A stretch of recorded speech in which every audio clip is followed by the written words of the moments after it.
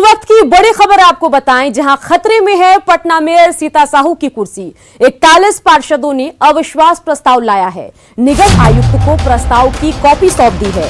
तो इस वक्त की बड़ी खबर आपको बता रहे हैं, जहां पटना की मेयर सीता साहू की कुर्सी फिलहाल खतरों में नजर आ रही है, क्योंकि 41 पार्षदों ने अविश्वास प्रस्ताव लेकर आए हैं और निगम आयुक्त को प्रस्ताव की कॉपी सौंप दी है। तो अब देखना होगा कि सीता साहू की कुर्सी बचती है या जाती है। 41 पार्षद उनके खिलाफ है, अविश्वास प्रस्ताव लेकर आए हैं और निगम आयुक्त को उसकी कॉपी भी उन्होंने सौंप दी है। संजय हमारे संवाददाता इस खबर पर ज्यादा जानकारी के साथ फोन लाइन से जुड़ गए हैं। संजय, सीता साहू मेयर की कुर्सी खतरे में दिख रही है। 41 पार्षदों ने अविश्वास प्रस्ताव की कॉपी सौंप दी है निगम आयुक्त को। आप तक क्या जानकारी पहुंची है, बताइए। बिल्कुल सुकन्या, इन 41 पार्षदों ने आज पटना निगम के आयुक्त को जो अविश्वास प्रस्ताव की कॉपी है उस पर हस्ताक्षर सहित वो कॉपी सौंप दी है। इसके अलावा मेयर के कार्यालय को भी कॉपी रिसीव करा दिया गया है। इस पूरे घटनाक्रम में देखें तो जो पूर्व निगम पटना के डिप्टी मेयर रहे विनय कुमार पप्पू, वो अगुवाई कर रहे हैं इन 41 पार्षदों की, और उन्होंने न्यूज 18 से बात की है।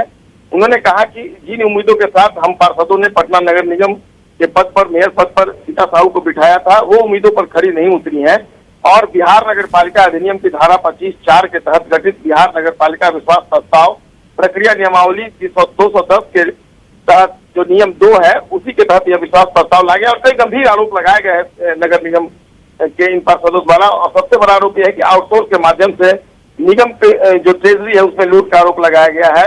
इसके अलावा निगम में भ्रष्टाचार, कमीशन खोरी, इसके अलावा मेयर पद की शोभा और बैठक की अध्यक्षता और संचालन करने में सीता साहू को अयोग्य बताया गया है।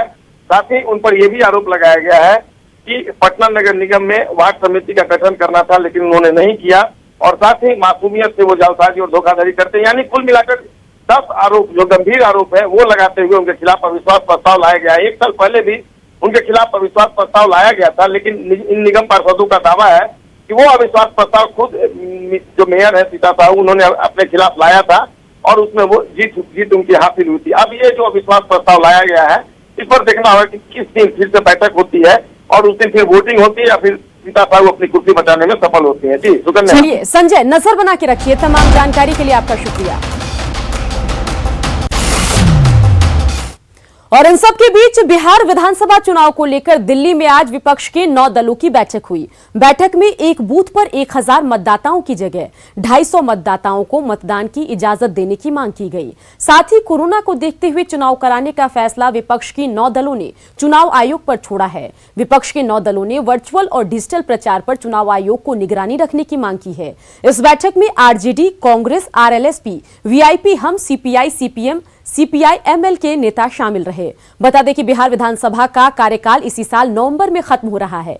विपक्ष कोरोना संकट को देखते हुए विधानसभा चुनाव टालने की वकालत कर रहा है। जो डर और खौफ का माहौल है बिहार में, आप में से कोई जाकर के देखिए, लोगों ने मिलना जुलना बंद कर दिया, अपने को महदूद कर लिया है।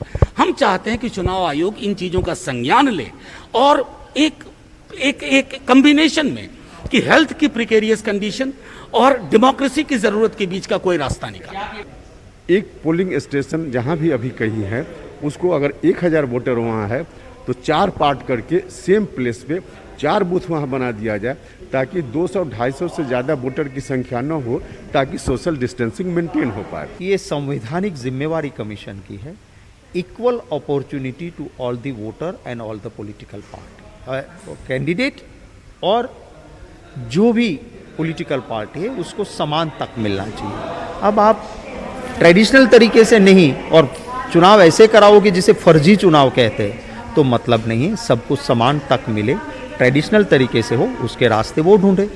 और अगर ऐसा नहीं कर पाते हो तो फर्जी चुनाव मत। चुनाव होगा नहीं होगा इसकी बात हम नहीं कह रहे। हम राजनीतिक पार्टियां हैं, हम चाहते हैं चुनाव हो, हम चाहते हैं ये चुनाव हो और निष्पक्ष चुनाव हो। लेकिन चुनाव होगा नहीं होगा, क्या करना है, क्या इंतजाम करना है, ये जिम्मेदारी उनकी है, इलेक्शन कमीशन की।